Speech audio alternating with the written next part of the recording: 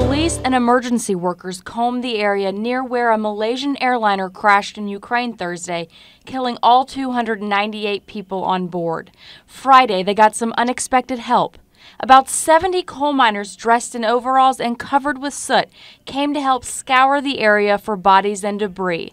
U.S. intelligence officials confirm Malaysian Airlines flight MH17 was downed by a surface-to-air missile near the Russian border. But who fired the missile remains an international mystery.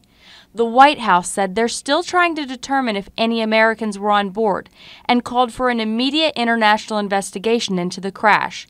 Australia's Prime Minister Tony Abbott echoed that call Friday as seen on Australia's ABC News. As things stand, this looks less like an accident than a crime. And if so, the perpetrators must be brought to justice. Pro-Russian separatists, who Ukrainian officials blame for downing the plane, agreed Friday to allow investigators to access the crash site. They'll be looking for the black box flight recorders, which former NTSB investigator Greg Feith says should hold answers to key questions.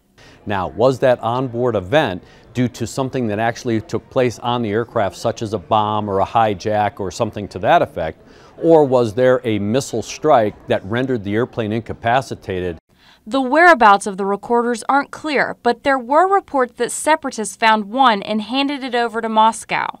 Russian President Vladimir Putin has blamed the incident on Ukraine's government, an assertion Abbott scoffed at. The idea that Russia can somehow say that none of this has anything to do with them because it happened in Ukrainian airspace, frankly, does not stand up to any serious scrutiny.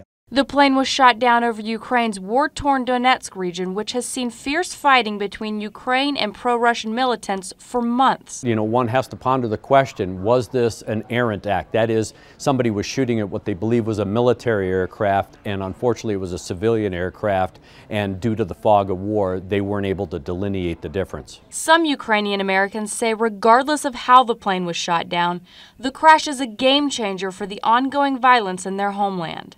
Looking right now what's happening in Ukraine and the Western world trying to close their eyes. Now they, probably open it up because, 300 people been killed. But then what next? Are they planning to shut their eyes again? Or are they really planning to do something about it?